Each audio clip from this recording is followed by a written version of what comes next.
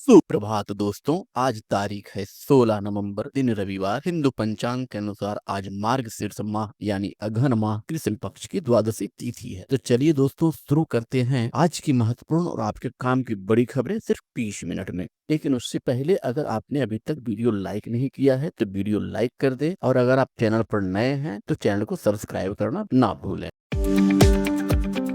PM Modi बोले, बिहार ने जातीय राजनीति को पूरी तरह ठुकरा दिया है। उन्होंने कहा कि विपक्ष को इस हार के सदमे से बाहर निकलने में महीनों लगे। चुनाव में हार के बाद लालू फैमिली में खलबली। बेटी रोहिणी आचार्य ने परिवार से नाता तोड़ा। संजय यादव, रमीज ने मुझे यही करने को कहा। तेज प्रताप ने भी संजय को बताया था जयचंद। बिहार विधानसभा चुनाव परिणाम के बाद शनिवार को चिराग पासवान नीतीश कुमार से मुलाकात कर उन्हें एनडीए के प्रचंड बहुमत की हार्दिक बधाई और शुभकामनाएं दी। उधर बिहार में करारी हार के बाद कांग्रेस की बैठक, खड़गे के घर हुई मीटिंग में राहुल गांधी भी मौजूद रहे और रणनीति पर चर्चा हुई। कांग्रेस का दावा है कि चुनाव में गड़बड़ी हुई और वे 2 हफ्ते में इसका सबूत पेश करेंगे। मदन शाह की भविष्यवाणी सच हुई। पूर्वी चंपारण के मधुबन से आरजेडी के पूर्व प्रत्याशी मदन शाह की भविष्यवाणी पूरी तरह सही साबित हुई। टिकट कटने के बाद पटना में राबड़ी आवास के बाहर फटे कुर्ते में बिलखते हुए उन्होंने कहा था, तेजस्वी मुख्यमंत्री नहीं बनेंगे और आरजेडी 25 सीटों पर सिमट जाएगी।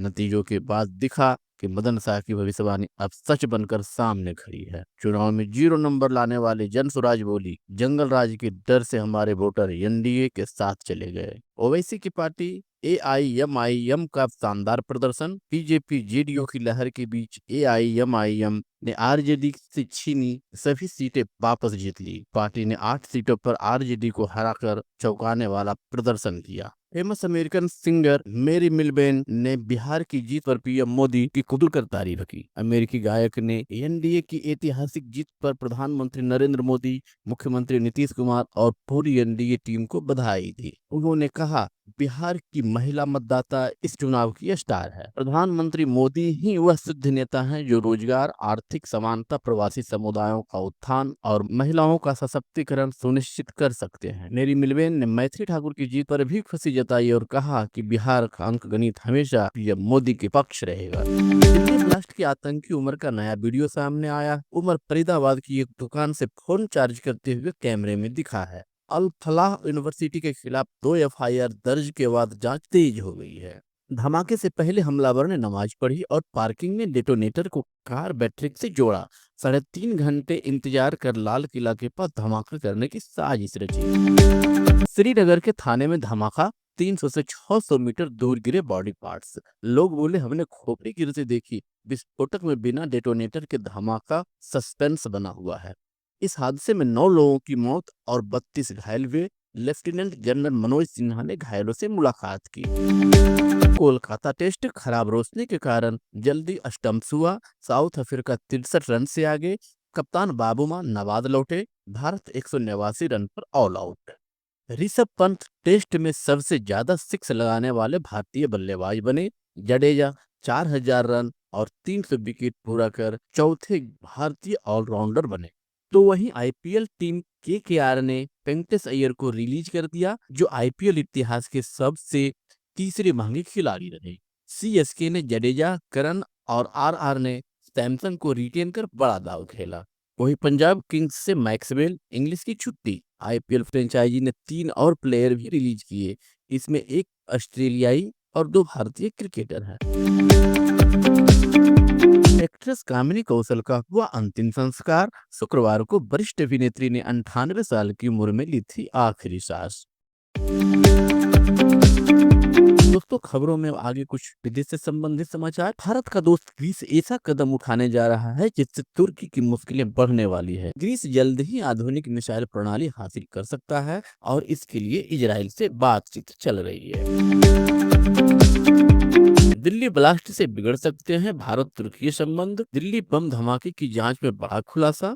लाल किले के पास हुए 10 नवंबर के विस्फोट के तार तुर्की से जुड़े होने के संकेत मिले हैं। पहले से तनावपूर्ण चल रहे भारत और तुर्की के संबंध अब और खराब होने की आशंका है, क्योंकि जांच एजेंसियां विदेश कनेक्शन पर फोकस बढ़ा रही है। तो वहीं फ्रांस की नौसेना ने दुनिया को पहली बार परमाणु हमला करने वाली अपनी सुपरसोनिक क्रूज मिसाइल ASMPAR की झलक दिखाई है।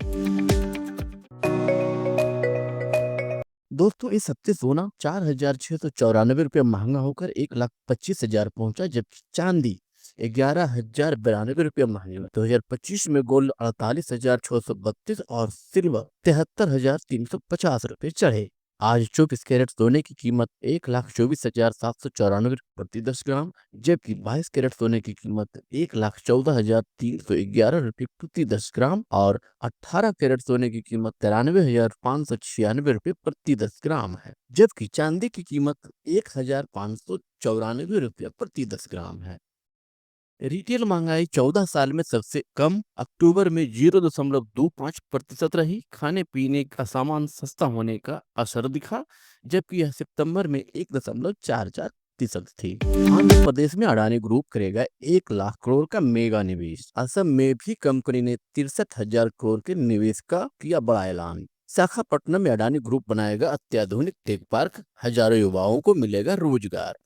साइबर क्राइम सेंटर ने ऑनलाइन ज्योतिषी स्कैम को लेकर बड़ा अलर्ट जारी किया है। दोस्तों आए दिन ऑनलाइन ठगी के धंधे पनप रहे हैं, तो आइए जानते हैं ये ज्योतिषी फ्रॉड क्या है। दोस्तों साइबर क्रिमिनल खुद को सर्टिफाइड ज्योतिषी बताकर लोगों से ऑनलाइन संपर्क करते हैं।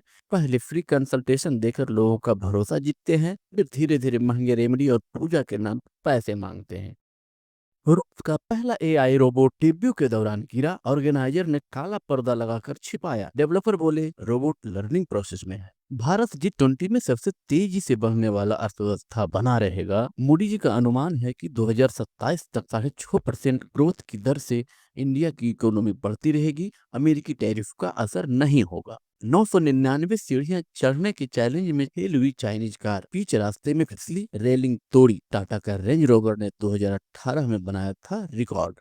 दोस्तों बिजनेस समाचार में आगे दुनिया के सबसे 10 अमीर व्यक्तियों की लिस्ट में टेस्ला और स्पेस एक्स के फाउंडर एलन मस्क 41.37 करोड़ की संपत्ति के साथ पहले स्थान पर हैं, जबकि ओराकल के founder Larry Ellison 22.85 lakh crore की संपत्ति के साथ दूसरे स्थान पर हैं। तो वहीं अमेजन के संस्थापक जेफ बेजोस 22.02 लाख करोड़ की नेटवर्थ के साथ तीसरे स्थान पर बने हुए हैं। इस लिस्ट में भारत की ओर से रिलायंस इंडस्ट्री के चेयरमैन मुकेश अंबानी 9.90 लाख करोड़ की नेटवर्थ के साथ 16वें स्थान पर हैं, जबकि अडानी ग्रुप के चेयरमैन गौतम अडानी 6.21 लाख करोड़ की संपत्ति के साथ इस समय 26वें स्थान पर है। दोस्तों अब कुछ खबरें रोजगार से। रेलवे ने ग्रेजुएट और 12वीं पास उम्मीदवारों के लिए 8,860 से ज्यादा पदों पर भर्ती चल रही है। इसमें station master, goods guard manager, traffic assistant व अन्य पदों पर भर्ती किया जाना है, जिसमें कुल पद 5,810 ग्रेजुएट्स के लिए है, जिसकी आखिरी तिथि 30 नवंबर 2025 है, जबकि वही इंटर लेवल के लिए कुल पद 3,050 है और इसकी अंतिम तिथि 27 नवंबर 2025 है। इंजीनियरिंग डिग्री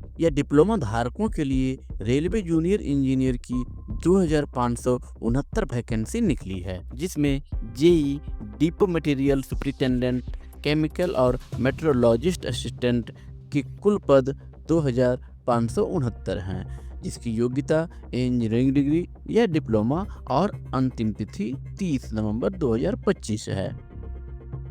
गृह मंत्रालय में भी ACIO टेक पदों पर बिना परीक्षा के भर्ती निकली है, जिसका चयन गेट 2023, 2024 और 2025 के स्कोर से होगा, जिसकी योग्यता PE या BTech होगी और अंतिम तिथि 16 नवंबर 2025 तक है। बिहार कर्मचारी चयन आयोग द्वारा बिहार इंटर लेवल भर्ती 2025 के तहत कुल 23,175 पदों पर आवेदन किया गया है, जिसकी योग्यता 12वीं पास और अंतिम तिथि 25 नवंबर 2025 है, जबकि बिहार SSC में ही fourth graduate level online form 2025 के तहत कुल 1,541 पदों पर आवेदन करती है, जिसकी शैक्षणिक योग्यता ग्रेजुएट होगी और अंतिम तिथि 21 नवंबर 2025 है। उधर वेस्ट बंगाल SSC 2025 ने भी ग्रुप C और D के पदों पर आवेदन आवेदन निकाली है, जिसमें कुल पद 8,477 हैं और योग्यता 8वीं और 10वीं पास होगी, जिसकी अंतिम तिथि 3 दिसंबर 2025 है। उधर KVS और NVS ने भी टीचिंग और नॉन टीचिंग पदों पर 10,000 से ज्यादा वैकेंसियां निकाली है, जिसकी अंतिम तिथि 3 दिसंबर 2025 होगी। इसका लिंक आपको स्क्रीन पर दिखाई जा रही है।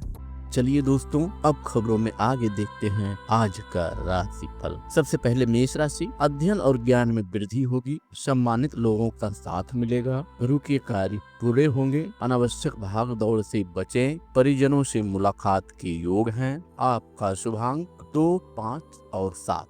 अगला वृषभ राशि। महत्वपूर्ण फैसलों में दूरदर्शिता रखें, कोष में कमी और खर्च बढ़ेंगे, किसी से बहस की स्थिति बन सकती है, जल्दीबाजी नुकसानदेह होगा। आपका शुभांक 2, 6 और 8 है। अगला मिथुन राशि। मेहनत आज सफल होगी, हर्म से दूर रहें, लेन देन में स्पष्टता रखें, खान पान में सतर्कता जरूरी है, स्वास्थ्य पर खर्च बढ़ सकता है। आपका शुभांक 1, 4, 6 है। चलिए आगे देखते हैं कर्क राशि। राजकीय कार्यों में लाभ मिलेगा, सामाजिक मान बढ़ेगा, सुबह सवेरे अपने काम निपटा ले, वित्तीय सुविधा सीमित रहेगी, यात्रा शुभ होगी। आपका शुभांक 2, 4 और 6। सिंह राशि। काम में सुविधा मिलेगी, नई जिम्मेदारियां मिलेगी, यात्रा सफल रहेगी, कैरियर में प्रगति के योग है, इंटरव्यू के लिए दिन शुभ है। शुभांक 4, 6 और 8 है।